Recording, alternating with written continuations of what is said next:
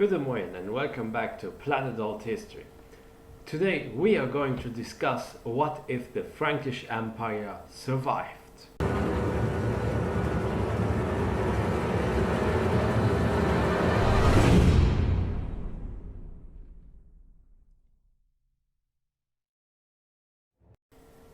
Frankia, also called the Kingdom of the Franks or the Frankish Empire, was the largest post-Roman barbarian kingdom in Western Europe, or as we also know it sometimes as the Carolingian Empire. It was ruled by the Franks during Late Antiquity and the early Middle Ages. The most famous ruler was of course Charlemagne.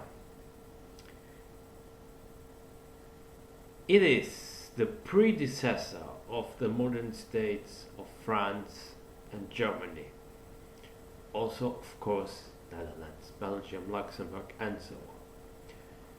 After the Treaty of Verdun in 843, West Francia became the predecessor of France, and East Francia became that of Germany.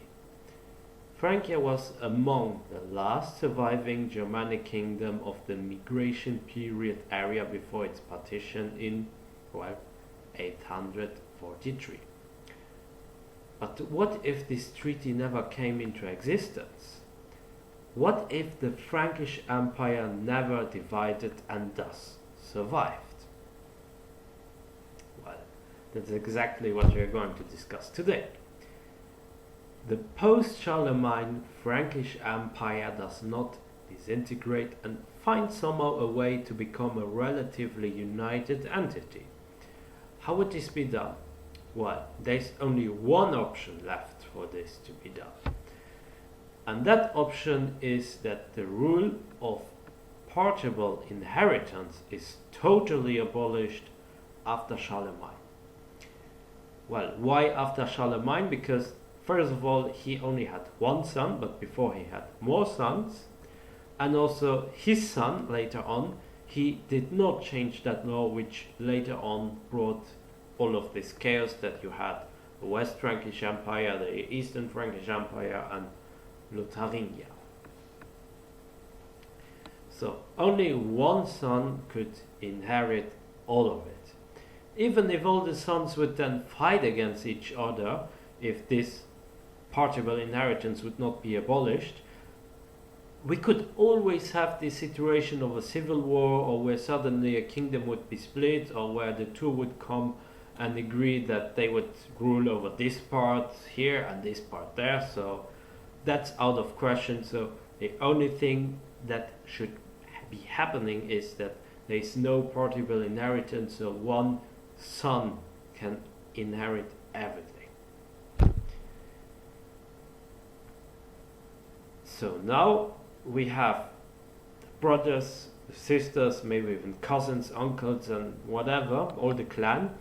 They would not be just okay with it. I mean, this is a big change.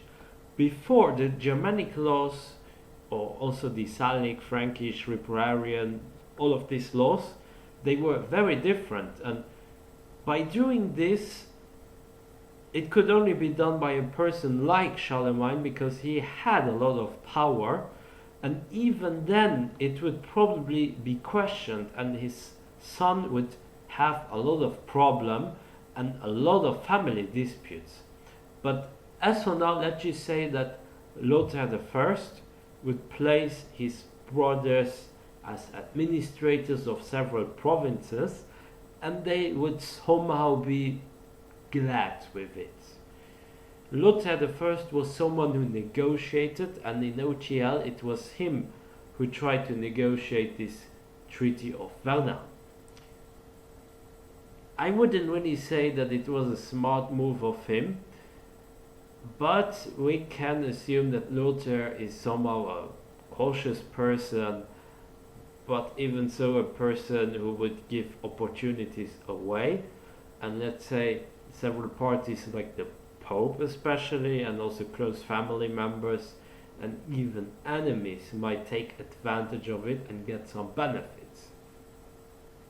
So the rule of Lothair the First would probably not be a very good rule for the Frankish Empire. This would lead to some problems which his son, Louis II, would inherit. He would be immediately at odds with an alternate timeline pope, as the pope never just gave the imperial crown like that to someone, you know. So you always or had to come with your army and convince nicely the pope to give you the crown, or you just had to be really good friends with him or whatever, something that just was very positive for you. And so I actually think that Louis II could somehow make an alliance, let's say, with the Byzantine Emperor, as he did in OTL, but for other reasons. Or he could somehow support several priests and bishops that would give him later on a puppet or a marionette as a pope. Another thing is that Louis II would still be having troubles in the southern part of his empire, especially southern Italy, with the Saracens and Muslim invaders also from Iberia, which again would be an important point on why he would have an alliance with Basil I, the Emperor of Byzantium. The Carolingian Renaissance could either continue in some parts of the Frankish Empire or even spread to most parts of it, because communication would still be there and connection between each part would be much stronger because it would be needed. The alliance with Byzantium would just be another plus in that context. After focusing in the south, future rulers of the Frankish Empire would need to focus also on the north, as the Vikings would raid, attack, and also destroy a lot of the places. The east would not be interesting for the Frankish Empire because, first of all, there would not be resources available to conquer Eastern Europe. Poland, as in OTL, would become a Christian nation, unlike the pagan Vikings, for instance. And Poland would serve also as a good buffer for stronger kingdoms like the Kievan Rus, or future invasions of nomadic tribes such as the Mongols, for instance. Feudalism doesn't develop as it did in OTL, or it would just not develop at all, as the kingdom was still very united. The protection of a stronger king or stronger warrior was not needed, as he already had to protect these areas anyways.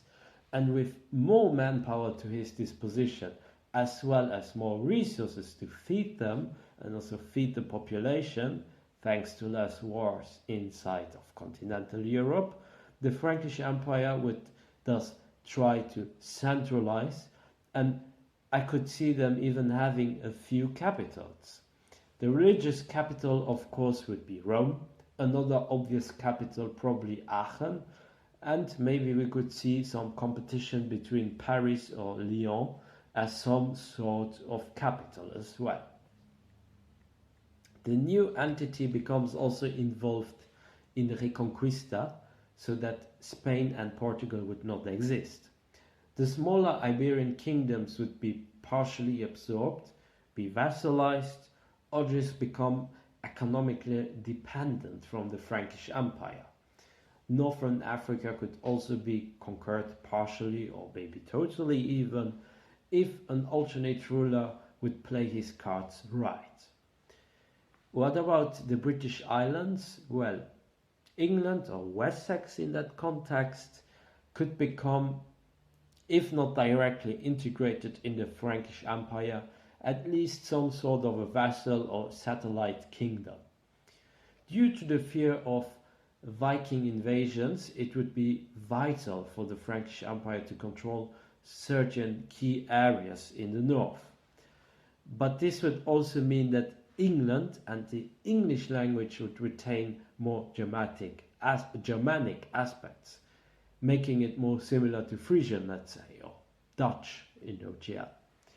Why am I saying this? Well, there are no French noblemen that conquer England in that case, and also because probably the elite of the Frankish Empire would retain the Frankish language. So they would switch between the Germanic language that they speak, or Frankish, and also maybe speak in some way or another Latin if they have to communicate with people who don't speak their language. And it could probably create some sort of a Creole language or a Pidgin language. And in a very ironic way, it could become similar to English, because the Frankish language is a Western Germanic language. And well, if you take Latin as well, or maybe the Vulgar Latin of the OTL France, in that alternate timeline Gaul, or whatever you want to call it, it could have similar effects on that language, and it would mix and maybe make something like English, or a very heavily Germanized French. In this scenario, there is not much room to trigger the age of exploration, as there are just no clear motivations for that. And with no competition between nations like Portugal, Spain, France and England, because all of these geographical areas, they would remain under the same sphere, it's just impossible to imagine that. So the question is, could this lead to an alternate scenario where Europeans are just not interested in transoceanic explorations, and thus prioritizing their own domestic affairs in a similar way that China did in Asia? Or is there maybe an alternate exploration where mostly private companies of merchants, without the support of the rulers, where they would build trade posts and maybe even have some smaller colonies?